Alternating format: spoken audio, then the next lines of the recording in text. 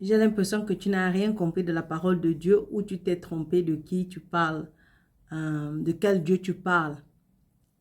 Parce que notre papa là, Jésus nous dit dans Matthieu chapitre 5, verset 45, il dit, « Afin que vous soyez fils de votre Père qui est dans les cieux, car il fait lever son soleil sur les méchants et sur les bons, et il fait pleuvoir sur les justes et sur les injustes. » Dieu n'a jamais dit que tu dois faire quelque chose pour mériter quelque chose.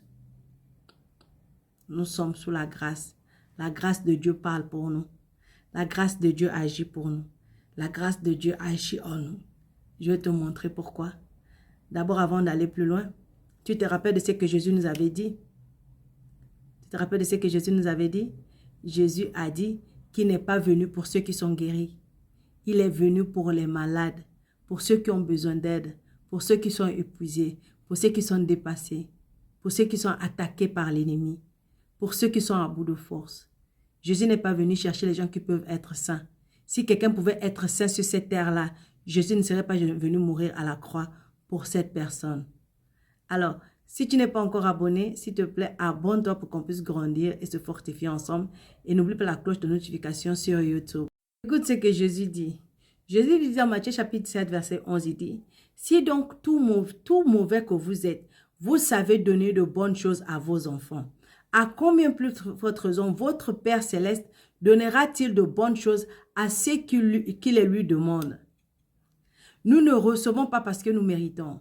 Nous recevons le salut par grâce. C'est par grâce. Pourquoi? Parce que le salut est un don que Dieu nous donne gratuitement. Dieu nous donne ça gratuitement et il n'attend rien de retour. Il n'attend rien en retour. Le salut est un don de la grâce.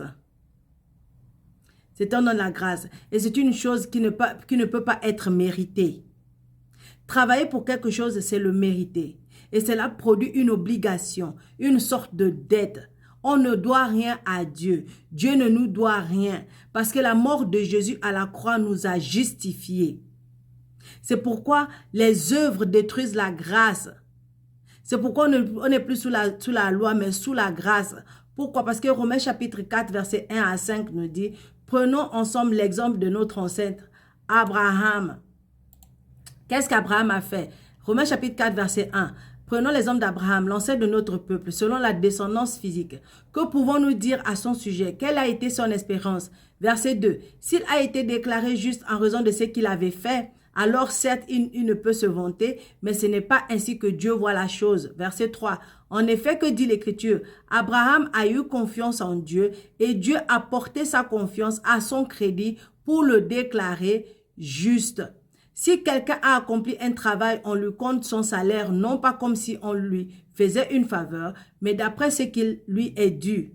Et si quelqu'un n'accomplit pas les œuvres requises par la loi, mais place sa confiance en Dieu, qui déclare juste les pécheurs, il ne déclare pas juste les justes, il déclare juste les pécheurs, Dieu le déclare juste en portant sa foi à son crédit. Donc c'est pourquoi David déclare, bénis l'homme que Dieu déclare juste sans qu'il ait produit les œuvres qu'exige la loi.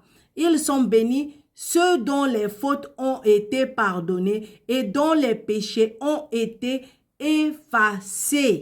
Alors, allez-y au verset 22. C'est pourquoi Dieu l'a déclaré juste en portant sa foi à son crédit. Nous savons qu'Abraham, c'était un menteur. Abraham, c'était un trompeur. Abraham a fait beaucoup de mauvaises choses. Mais Dieu ne l'a pas justifié parce qu'Abraham s'est gardé lui-même du péché. C'est pas parce qu'Abraham ne péchait pas. Dieu a justifié Abraham parce qu'Abraham a mis sa confiance en Dieu. C'est pourquoi verset 24 nous dit, verset 23, « Or, si cette parole, Dieu a porté sa foi à son crédit, a été consignée dans l'Écriture, ce n'est pas seulement pour Abraham.